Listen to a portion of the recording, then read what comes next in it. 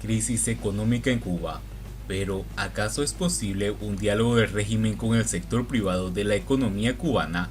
¿Cómo están, amigos? Bienvenidos a Noticias Importantes. Comenzamos.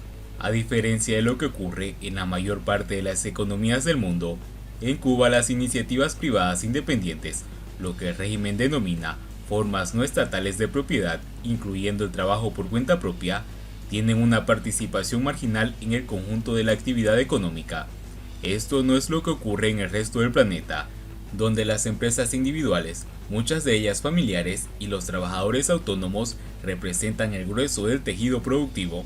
En algunos países vecinos de Cuba, como República Dominicana y otros, con lazos económicos y familiares estrechos con España, las empresas pequeñas de titularidad familiar independiente alcanzan el 90% de las sociedades mercantiles, generan más del 60% del PIB de la economía privada y superan con creces el 70% del empleo empresarial. Este rasgo diferencial de la economía cubana es un factor que limita, condiciona e impide que tengan lugar una recuperación vigorosa de la actividad económica, tan pronto como aparezcan los vientos de cola.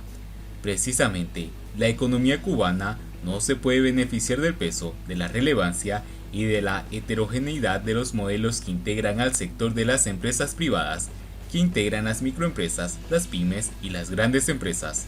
En Cuba, la preponderancia otorgada por el régimen a la empresa estatal impide aprovechar las ventajas del sector privado.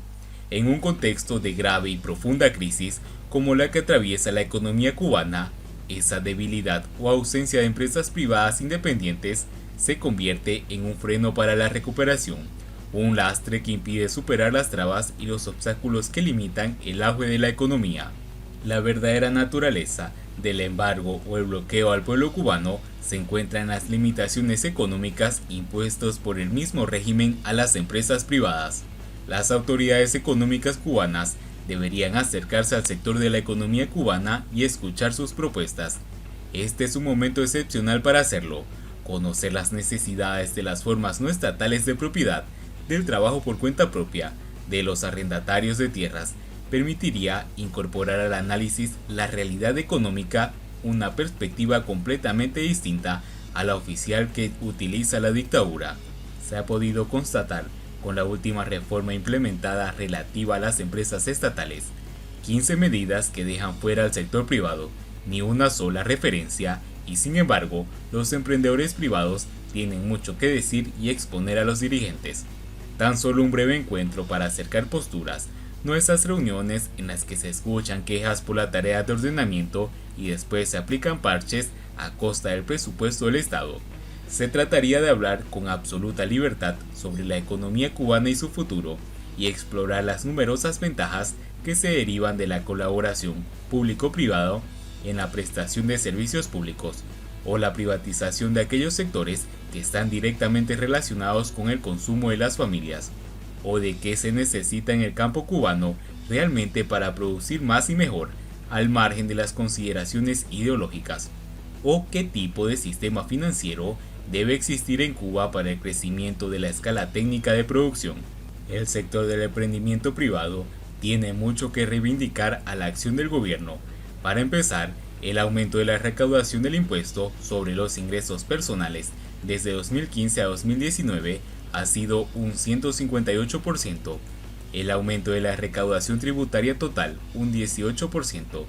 El trabajo por cuenta propia ha sido un poderoso instrumento fiscal del gobierno, pero las ayudas concedidas no han estado a la altura ni en el volumen ni en la aceptación de las necesidades del sector.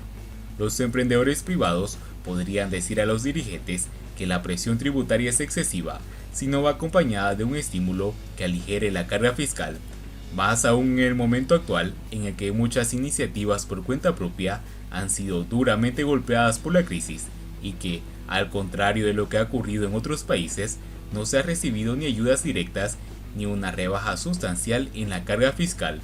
El régimen cubano arrastra un déficit del 20% del PIB e incluso superior, pero lo tiene comprometido con la compensación de daños por la tarea de ordenamiento, dejando completamente olvidadas las reivindicaciones del sector privado, que no son pocas. Y realmente debería entender que no puede existir una recuperación real de la economía cubana si no se atienden algunas de las solicitudes, porque el sector privado, con mayor productividad, flexibilidad y capacidad de decidir, debe ser quien tome la delantera en el proceso de recuperación del crecimiento económico en Cuba. No querer entender esas cuestiones tan relevantes es colocarse en una posición ideológica cerrada y reaccionaria que no es lo mejor para estos tiempos convulsos. Los principales problemas de la economía cubana, producción insuficiente de alimentos, el déficit y el endeudamiento fiscal y la baja inversión, tienen en el sector privado una referencia principal y difícilmente se podrá avanzar en la consecución de los resultados si no se integra el esfuerzo privado junto al estatal. Se trata de implementar una estrategia que permita afrontar los retos de mejorar las capacidades de crecimiento de la economía, donde el sector privado es más eficiente que el público, apostando por una estrategia de lucha contra el desequilibrio fiscal y el endeudamiento del Estado que no se base solamente en el aumento de la recaudación, sino en la reducción de los gastos públicos no esenciales. También ahí el sector privado puede abrir espacios para su crecimiento y consolidación. En cuanto al necesario incremento de la inversión, teniendo en cuenta que Cuba es uno de los países de América Latina con más bajo porcentaje de formación bruta de capital, en el PIB un 10% frente al 25% de media de la región, se requiere apostar de forma decidida por un nuevo marco jurídico de derechos de propiedad que facilite la base de cualquier proceso de crecimiento de la inversión, ya sea privada o pública. Esa base no es otra que la generación de riqueza privada, que no debe estar sometida a control alguno del régimen ni público ni ideológico. Hacer coincidir al sector privado emergente de la economía cubana con el estatal y promover un diálogo constructivo tiene muchas más ventajas que inconvenientes. Este es un momento propicio para ello. Siguiendo con las noticias, incógnitas sobre la huelga de hambre de Luis Manuel Otero. Si algo caracterizan las informaciones que brindan las autoridades en Cuba sobre Luis Manuel Otero es su oscuridad. Luisma, como lo llaman sus amigos, no estaría preso. Así lo ha declarado de modo solemne la Sala de Justicia, algún nombre hay que darle del castrismo. Esa corte rechazó una solicitud de habeas corpus presentada a su favor. El problema radica en que, si el joven activista no está privado de libertad, entonces, ¿por qué no le permiten salir del hospital y dirigirse a donde se le dé la gana? Las informaciones que ofrece el régimen despiertan un número de incertidumbres mayor al de las respuestas que pretenden contener. Otero se encuentra sintomático, anuncian, pero ¿de qué enfermedad se trataría? ¿De COVID-19? Esa es la dolencia con respecto a la cual suele utilizarse ahora ese adjetivo. Pero ¿acaso no dijeron que le habían practicado un PCR y que el resultado fue negativo? Estaría alimentándose voluntariamente, aseguran. Pero entonces, ¿por qué no lo firman mientras come? Sin asobuco claro, que de otro modo no podría. Un plato repleto de comida. Esto, en vez de tomarlo a las espaldas mientras, supuestamente, deambula por el patio del hospital al tiempo de que un presunto médico hace ademanes más apropiados para un guía de turismo que para un facultativo. El panfleto también asegura, a solicitud expresa del paciente, fue interconsultado por la especialidad de dermatología, recibiendo el tratamiento correspondiente, como dicen nuestros vecinos anglosajones. Tan claro como el fango, de qué afección de piel se trataría, es un misterio. ¿O acaso será que el tratamiento correspondiente al campo de la dermatología estaría vinculado a la extirpación de la verruga que el paciente presentaba o presenta en su ceja derecha? Esto podría constituir una respuesta tentativa a las impugnaciones que han llovido en redes sociales. Ellas provienen de usuarios que niegan la autenticidad de las supuestas imágenes de Otero que ha mostrado el régimen precisamente por no verse en ellas la bendita verruga. Además, Luis Manuel recibe un trato discriminatorio. No puede evitar comparar su situación con la que afrontó en su tiempo el gran opositor y amigo, el licenciado Guillermo Fariñas.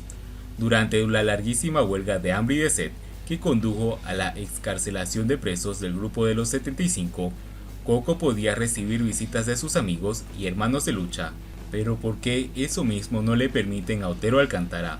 Son demasiadas las interrogantes que han provocado las informaciones oficiosas, parciales y tendenciosas que filtra el régimen castrista sobre el emblemático huelguista. Todas las personas de buena voluntad debemos demandar que haya mayor transparencia